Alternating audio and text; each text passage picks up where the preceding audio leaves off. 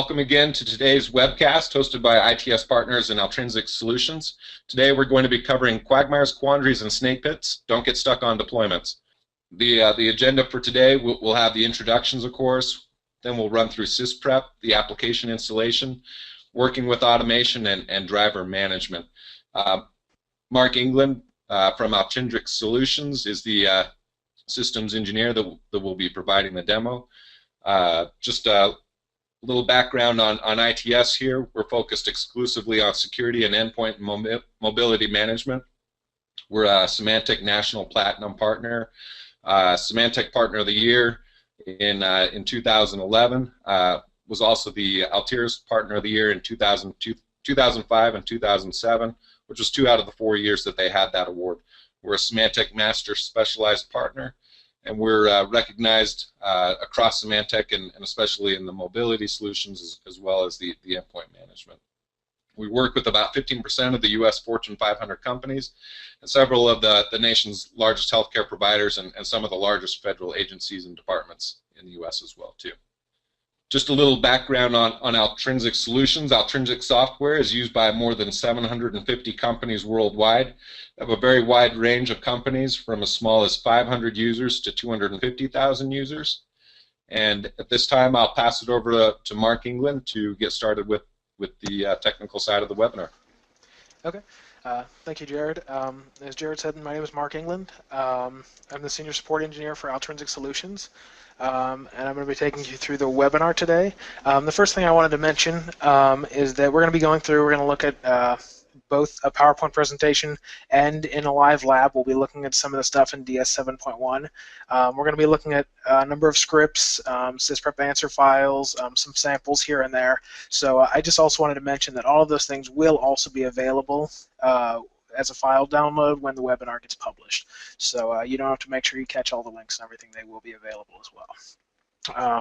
So really the point of the webinar here is to tackle some of the most difficult, some of the biggest problem areas that people face when they're doing deployments.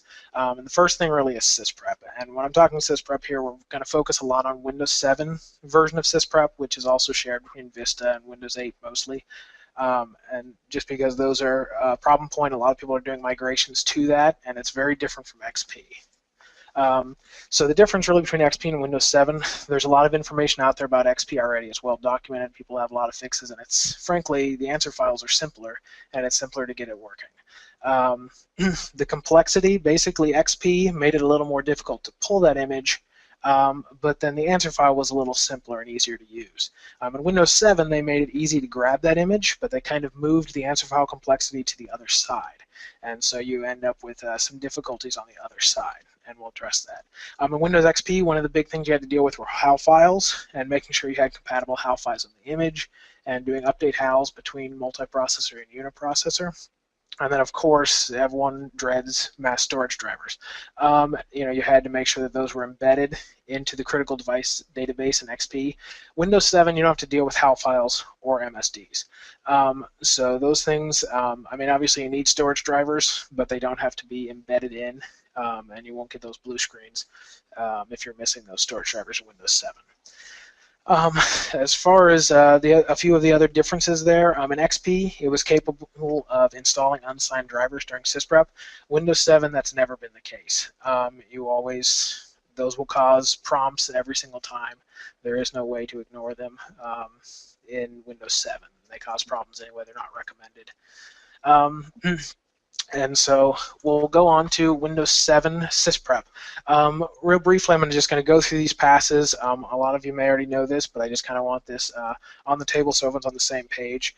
The first thing, the generalize pass, it's usually very small. You usually won't even need it. It can be used to persist device installs. But really, it's only being run when the generalize switch is run. So that's when an image is being made. The audit passes can be run, but only when a system is in audit mode. A lot of people won't use audit mode at all, but you can use it for like configuring a profile before you seal an UBI image. And so those are basically both have settings for those kind of configuration before the image is pulled. The specialized pass applies system-specific settings to the system. So that's where your computer name and your network settings and your licensing key, that's where all of those things come into play.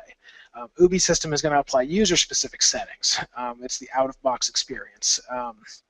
But that's where you add local accounts or you enable accounts, and you can customize various user-specific settings from that pass. So getting into it, the first thing that really everyone should be using is the System Image Manager, which is a Microsoft tool. It's found in the Windows Automated Installation Kit, the Wake. But essentially, it's just a great tool for parsing and validating your XML files. And so I wanted to get this in here because it's a very useful tool. It lets you encrypt passwords rather than have them in plain text. And so it's a free tool, of course, that can always be made available. And real quick, I'm going to jump over to where that is. So here's an example of the Windows System Image Manager. This is just a very simple file I've added in here, but essentially, if you add a catalog file or a WIM, if you have a WIM backup file, you can also do that. The catalog's easier. It's found on any Windows 7 disk in the sources directory. You can add this, and you not only have access to every single component that you can choose, which is very, Sysprep in Windows 7 will do things you didn't even realize. There's tons of things in here, but this can also do a validation of your answer file as well and avoid problems down the line. You'll see this one I have has a few deprecated properties, but there's no full-on problems with it. But this will catch a lot of problems that crop up. Also, the passwords can be encrypted with this hide sensitive data. And the other thing is you can insert commands to run during Sysprep here. So you can insert a synchronous command for UBI system. A good example that people use is like to activate Windows. If you're using a Mac key, you can do something like that and add in a first login command during the UBI system pass. And basically, that's just going to activate your license key when it comes back up. If you're using, of course, a server, an activation server, they have their own criteria. You may or may not need this. That's just an example, though. There's a lot of good uses for that. And there's a link here where you can obtain that Windows Automated Installation Kit, but it's very easy to find. So the next thing really, the first obstacle really is when you're making an image. There's a few things that I wanted to bring up here to make things easier for you.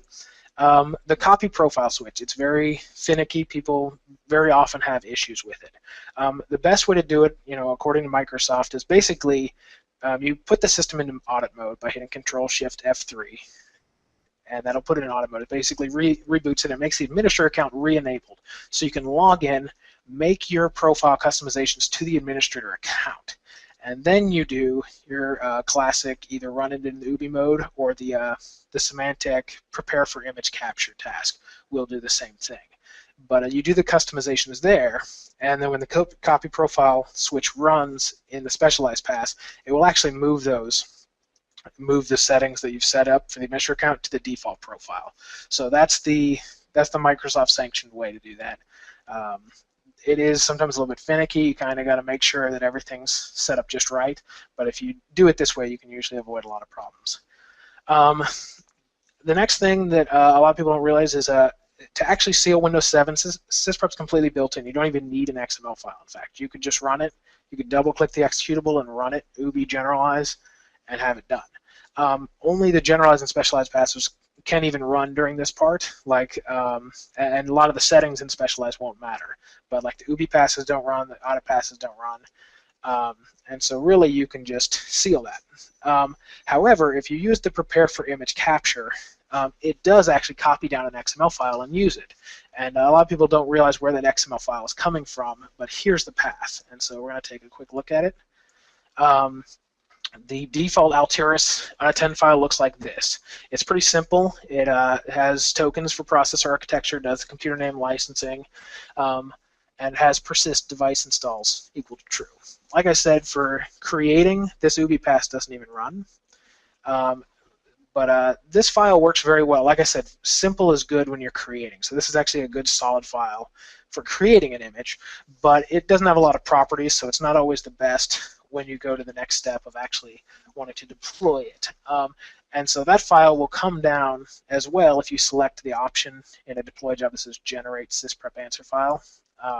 For those of you familiar with the S7.1, that's the file it's talking about. It uses the inventory data and creates the file based loosely on that. So to get started on a solid deployment answer file, Deploy Expert, the product by Altrinsic Solutions, does supply one, and it always starts in this directory here, and so you can find it as a starting place from there. But additionally, if you don't have Deploy Expert, you can always get going on a very simple XML file. It doesn't have to be that complex to get you to an unattended installation. So I kind of have an example here. This really only has 2 passes because it's just deployment. It's doing UBI system and it's doing specialize. The other passes are not needed in your deployments, and so sometimes it's easier to keep those separate rather than trying to get everything together and have it cover all the processor architectures. The things I want to draw your attention to here is local accounts. If you don't have a local account being set up, usually the out-of-box experience will prompt you to create a local account. So that is what this section here is doing. Local accounts, it's creating, in this case, a local admin. You can add a property for group, make this a local administrator. So this is a really good time to make that local service account and add it in, and also get you one step closer to an unattended installation. You can also use some Altiris tokens. You can take advantage of the semantic tokens through here. Here's a few examples of good ones: comp name, username, at license. There are also a few more if you're interested to go through the original license file, like at processor architecture, and that sort of thing. But really, I usually tell people, start simple, use the system image manager, and add things from there. So, winPE, generalized offline servicing, the audit passes, you don't need for your deploy. So keep it simple, keep the specialized and UBI, just get the stuff you need, and then you can build on it from there. So the other thing, licensing is another thing I just wanted to real briefly mention. We could really get into that. I did mention, you could add to the UBI system pass an activation. If you're using an activation key, you can usually just add that in there, and your activation server should activate when it detects it. If you're just using a key, you can have that in there as well, and you just put it in the product key field. The one thing I always warn people against is you can't leave your product key field blank. It must be gone if you're not going to use a key and use an activation server. If you leave it blank, you get a parsing error. We already talked about the local account. The enabling of the administrator account. This is possible to do in the UBI. In the UBI passes, you can, in the local accounts, you can do administrator, set the property to enabled, and you can do it very simply, actually. But typically, it's not the Microsoft recommended way. It disables the administrator account for a reason, for security. It's better to create a local administrator account on the fly and let it run from there. We talked about copy profile earlier. It's here again. It is important, and but essentially a few things just to keep in mind. Make sure you don't have any local accounts in before the seal that might interfere with other accounts in the deploy answer file. The copy profile switch must be set to true in the specialized pass. That part's pretty obvious, but make sure it's in there. It's got to be in your deployment XML file. And it copies the settings of the administrator account to the default profile, and then it does disable the administrator account when it's done. And you can find a little more information about the copy profile from the TechNet article at the bottom here. So Sysprep comes up. Usually Sysprep errors, they can happen, and you can avoid them with a very solid XML file, and you usually won't see any, but everyone usually ends up with something. So I kind of have a quick section here of how to handle these Sysprep errors when they come up. The first best thing I can tell you is that whenever you have one of those halting Sysprep errors, and a lot of you are probably familiar with them in Windows 7, you can always hit Shift F10 to get the command prompt. And so that lets you into the file system. It lets you into the logs. So you can see the answer file, which is in C Windows Panther, but additionally you can see these logs, the setup action log and the setup error log. And so there's a couple common errors that we see here. So I'm going to take a quick look at a few common Sysprep problems. So here's a setup ACT where there was a Windows could not parse or process the unattended file.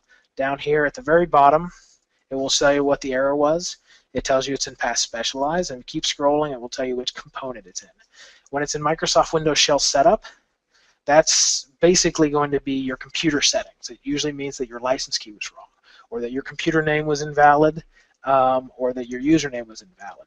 So check all those things. Make sure you don't have any like invalid characters or spaces.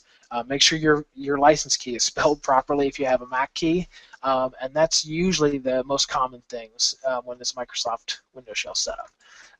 Here's another ACT. This was the error text here was the same. Could not process for answer file for path specialized, but the component was Microsoft Windows deployment. The Microsoft Windows deployment is usually where apps get run. So, if you're running any commands like a net user administrator, or you're doing your activation, or you're trying to do an install in the Microsoft deployment path, that's where that happens. And so usually if it's failing there, it's because you've got a misspelled word and it can't find the file, or the file's not there, or the command line parameters are wrong and something happened to the app. So those are some of the big things I see all the time. Check, make sure it's tokenized and that sort of thing, and that'll get you a long way to avoiding errors. The last one here is the registering Sysprep DLLs. This one happens during the sealing process, actually. And I see this one a lot. It's not always the same DLL file, but it says an error occurred while running registry Sysprep DLLs. If you get this, basically what it's telling you is that you've reached the hard cap of how many times you can generalize a system. And so that's not always necessarily known. A lot of people do run into it, but basically you can generalize a system with Sysprep 3 times. And when you do it the 4th time, Sysprep has a fatal error, and this is what it looks like. So unfortunately, if you run into this, the only way is really to go back. To a point of where it wasn't generalized 3 times. The best practice is to have a backup of it before you ever sysprep it the first time, and then update that backup each time, so you're not sysprepping it repeatedly over and over again. A lot of times see people, they'll start with an image, and then 2 years down the line they've updated it 4 times, and all of a sudden it's not working anymore. And that's usually what happens. So if you just if you have VMs, it's very easy to just snapshot before you start. And if it's not a VM, you can still do a quick backup image and save yourself some hassle that way. The last thing for handling errors, there's something called an error complete. It's a command file that Sysprep can use, and basically Sysprep by default throws that ugly error. But you can actually specify a command file here, and it's in C Windows Setup Scripts Error Complete. And if you add this into your image or copy it in afterwards, however you want to get it there, Sysprep will actually execute this command file instead. So here's a quick sample. As long as it has a network card, this would work, and it would basically copy those logs to the server, to your NSCAP directory, to a folder called temp logs. And so right then, you would have your XML file, and you'd have those 2 logs, and then it would shut down the system. So you could, you could do lots of different things with this. This was just a quick example of what you could do to do that, but really it's just a graceful way of handling those errors. Now, of course, once you have a solid XML file, you're not going to be running into this as much. So, as you go on, you won't need it as often. But every time you get that new image, it's helpful to have something to gracefully handle those errors, just in case something's gone wrong. So that covers a lot of the issues in Sysprep. Really the best thing I can say is just use the system image manager, make sure you have a valid XML file, and just get the properties just that you need in there to start with. And that'll really save you hassle. If you can have a good Sysprep file, then it can get back to Windows, the production agent can talk, and there's a lot of things you can solve once Symantec's talking to it again. So the next thing we're going to go over here is automation. So real quick, like in Sysprep, I'm going to go over the basics up front, just so everyone's on the same page here. We are talking about DS 7.1. A lot of this info, though, will apply to DS 6.9 because they both use winPE 2.1. Now, it's important to know that this is Vista-based, 2.1 is. So when you're looking for network drivers, you try to get those Vista drivers first. A lot of times the Windows 7 drivers are backwards compatible, but not always. So keep that in mind whenever you're customizing or doing scripts in that it's a Vista-based operating system. So that's one thing to note. Basically, your 2 options for automation types are automation folders and PXE boot images. Automation folders are, you have to install them on each of the clients. They're fast to load. They're a little bit slower up front because you have to get them out there, and they're slower to update because you have to propagate that through. But they are much faster, and they obviously don't rely on PXE, which is can be a little bit of a networking headache to get going. But once you have PXE solid and going, it's slower to load, but it's easy to change. It's available for every system, even bare metal systems. And there is technically a third option here. BootWiz is still available in 7.1, and you can use it to create ISOs. You could do a disk or a bootable USB drive if you wanted, but typically most people aren't in that situation where they're doing offline images anymore. So really I'm going to talk about a few errors that come up. There's, this is assuming that you're getting into winPE. PXE errors, there's just a lot of them. I can't go over all of them in this webinar. Usually it's a network resolution thing, or there's an issue with one of the services not being started. And so there's so much that can go wrong, and I can't go through it all. But once you're in WinPE, restarting DHCP client service, most people here have probably seen it if you work with WinPE, but basically it's just telling you the network card driver's missing.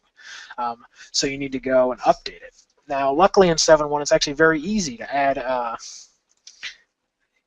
add new network drivers to the boot image. All you have to do is you go to Settings, you go to Deployment, you go to Driver Management, and then you go to the Pre-boot tab.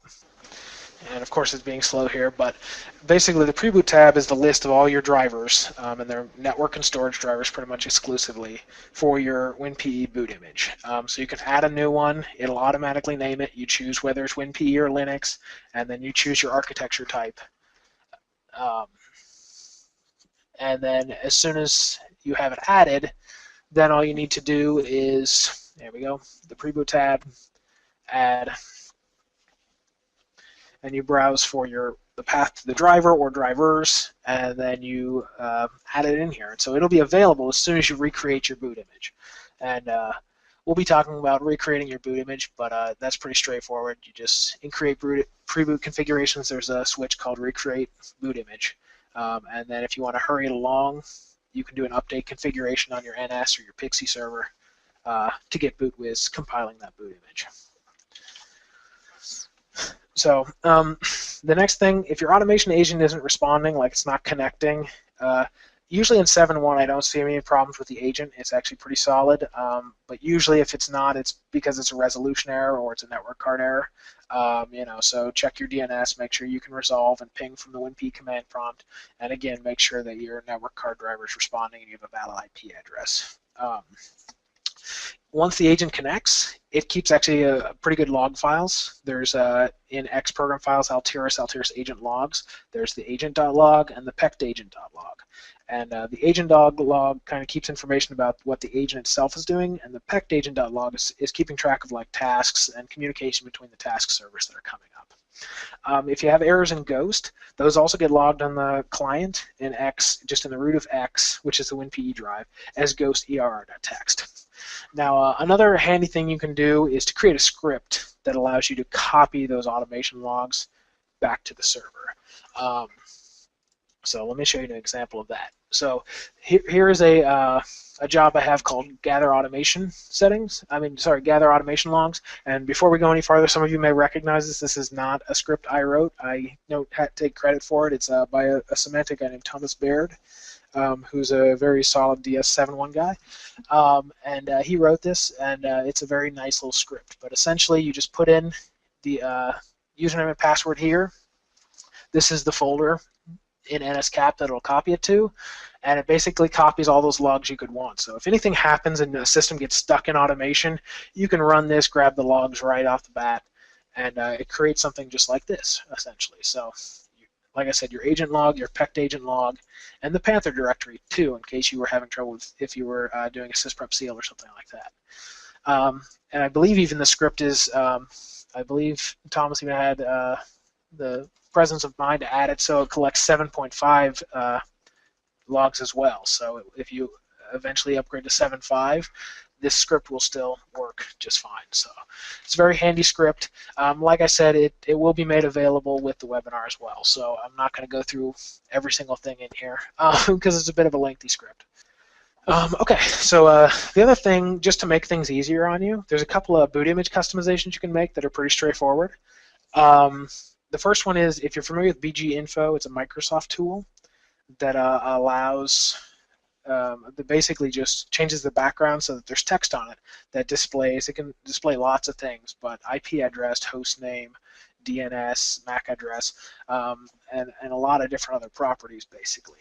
And so you can actually add that and have that run in a winPE environment so you can see just by looking at the system, the IP address and that sort of thing. And the other helpful thing is being able to see those systems in winPE.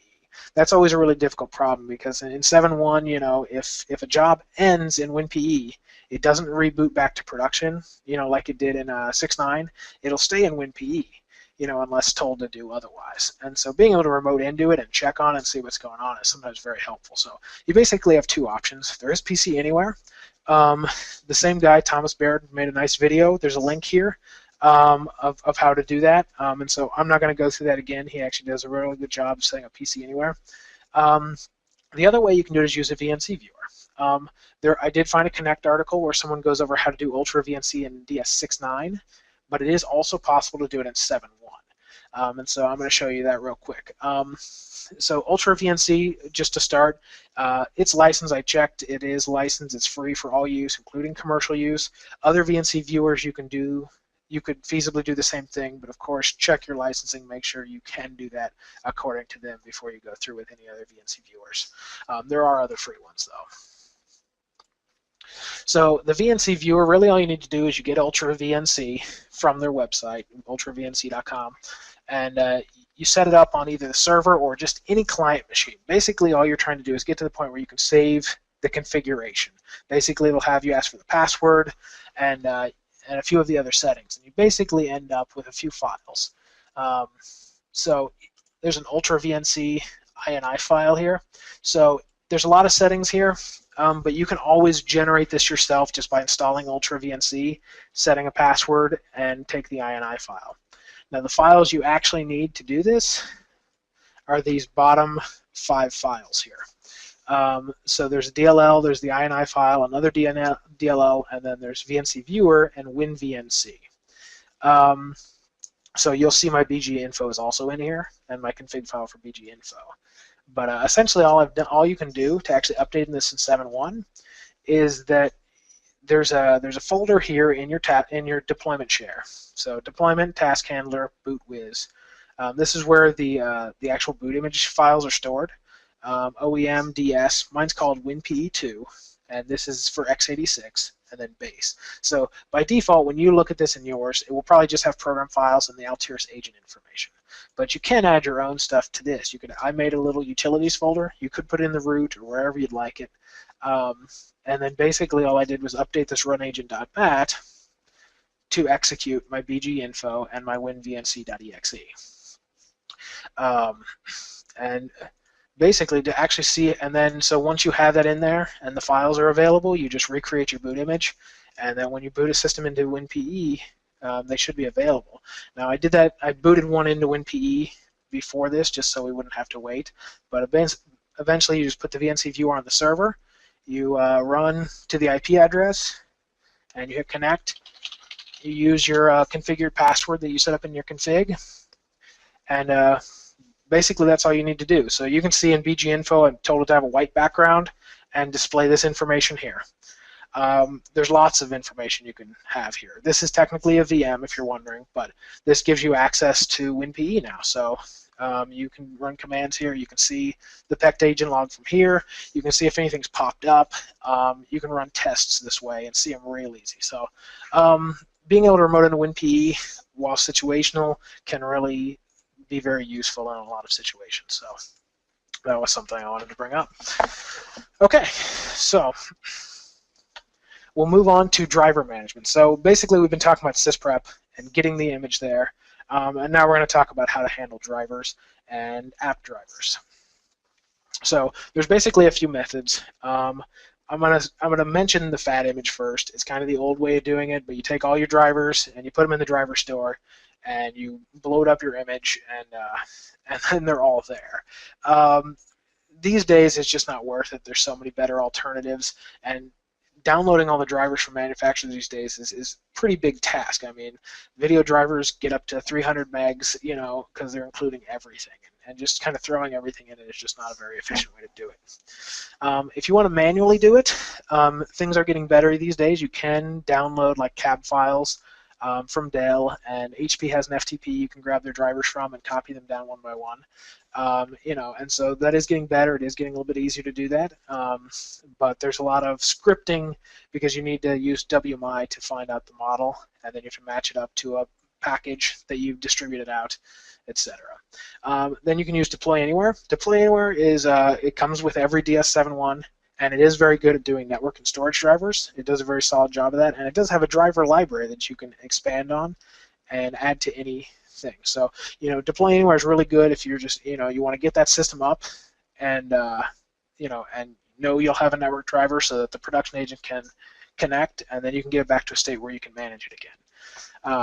And then another option here is using Deploy Expert, which is Altrinsic Solutions product, my company's product. And basically, Deploy Expert is kind of just a wrapper. It's an enhancer of the process. It's not doing anything magic. You know, it's basically doing things that you could script and manage yourself, but it's bringing them all together and giving you the tools and the information to kind of work beyond that. So we're going to kind of talk about sourcing and staging drivers, how you would do it manually, how you do it with some of the other tools, and how you would do it with DX. So, you know, the first thing you can always do is download them from the manufacturer. You know, and if you're a Dell shop, that's actually pretty easy. You can use the Dell cabs, and there's usually, for each model, especially Windows 7, some of the XP ones are missing, but in general, you know, you can always get a good Windows 7 Dell cab. You can also harvest from active systems in your environment, and Deploy Expert does have that functionality, but there are also third-party tools that will allow you harvest. You know, basically, if you have a third-party tool that lets you harvest and bring them in, you're still managing where they are, but you can get those live drivers from the environment. And so basically, no matter which method you're looking at getting those drivers, you know, storing them all together, and then staging them as a package, either, you know, using the package server functionality, which I think is probably the best method because the package server functionality automatically, it has a lot of features for deploying it out, doing the Delta updates and that sort of thing. So, but if you also need offline imaging, you could put it on like a disk or a USB drive or a different partition of a USB drive and that sort of thing, and work it from there. I'm not going to go on a lot about offline imaging just because it's not as common. If you have any questions about it, I'd be happy to answer it afterwards, but I'm not going to go into too much detail on that. Now, so the method for installing the driver, there's basically a lot of ways you can do this, honestly. Like I said, with a FAT image, you can add all the drivers to the driver store. You can do offline servicing with DISM. You can technically inject it into an offline image partition in winPE. And you can, and let me take you back there. Let me take you back to the server. I have just a quick sample of how you would do that with DISM, but basically you can call dism.exe image. This would be C or D depending in Windows 7. Add driver, your drivers, do a recurse, force unsigned, and of course you want to do a log for this. This is, you know, this usually will work, but typically it wouldn't be recommended. DISM is really designed to service offline WIM images, which most people in the semantic world will be working with either ghost images and rdeploy. So while you can kind of trick DISM to work, it's probably not your best bet. The other tool that Microsoft has that makes this available is dpinst, and so this will work on XP and Windows 7. And there's information here about where to get it and its usage. But here's just a quick sample command line. Basically, you'd stage those drivers in C drivers, and you can do, and basically almost all these switches are just to suppress and make it silent. You know, you can find the usage information at this link below, so I won't go through everything. But a dpinst is something you can run in production. You could have Sysprep running as an asynchronous command like we talked about, and have all of that information set it up. It is possible to do, there's a driver pass variable in Sysprep, but it only runs in audit, so it's a little bit less useful because the image would have to be in audit mode. So that kind of precludes doing the copy profile the proper way, and a few other things. It makes it a little bit more of a hassle to do it the audit mode way. But you can add a driver path Sysprep variable, and that's available in the System Image Manager. Deploy Anywhere, of course, automatically installs the drivers. It goes through the whole library and checks the device IDs and installs the drivers that are necessary on the system while it's still in automation. So it checks all that. You just check the box that says Use Deploy Anywhere on your Distribute Disk Image task, and in 7.1, and it will work. And then if you're using Deploy Expert, Deploy Expert does generate a list of the drivers dynamically based on the inventory we did ahead of time. So it can look up either a class or a model and say, okay, this is my Optiplex 780s. Here's the driver list that has been managed. And so Deploy Expert manages it all in there. I'm not going to go into, this isn't a Deploy Expert demo, so I don't want to go too much into it, but essentially it's using the inventory data we used ahead of time to match up the drivers, and it's copying them down, and then to actually install the drivers, Deploy Expert is using a script that runs during Sysprep and the UBI pass to inject the drivers. Okay, so now we're going to go on to application installation. So a couple things here. So a lot of drivers these days have installers, essentially. They have co-installers, and even if you had the driver files, it doesn't do you any good because they're designed to need software to do anything useful. And examples of these that you probably see all the time, fingerprint readers, touchpads in certain like HPs and Lenovo's, SoundMax HD Audio in XP, the HP 3D Drive Guard on newer laptops, accelerometers, card readers, that sort of thing. You see these a lot whenever there's sort of like a manufacturer-specific devices. They're trying to add their software to support their devices. And so a lot of these need applications to properly install. So I'm going to actually go through a few things here just in the lab to get this going. But the only other types of apps, so I'm going to focus on apps that are installing drivers, essentially, and their software counterparts. Obviously, another big part of deployment is doing software deployments for, Office and Reader and any of your specific softwares. We don't have time to go into all that, but really, your semantic software catalog is a really solid tool for doing that. You can set all your software in there, and really for deployments, your goal can be to just get it to a point where your drivers are set, and that you have it connecting again and it's up and running and configured the way you want. And then you can install your software after the fact with the semantic products, which is a really good way to do it, I would say. So that's how I would recommend. So for this case, we're just focusing on the apps. And apps are very difficult for drivers. They are more difficult than drivers to do manually, because drivers, you have Microsoft executables, you have plug and play, and you can kind of just hand these drivers to Microsoft and say, okay, which one of these works? And so doing the driver injection manually is a little bit simpler. But apps, you need the silent command lines, you need to be able to add them in, and they're large, so you don't want to just have them all in your image. That would bloat your image a lot.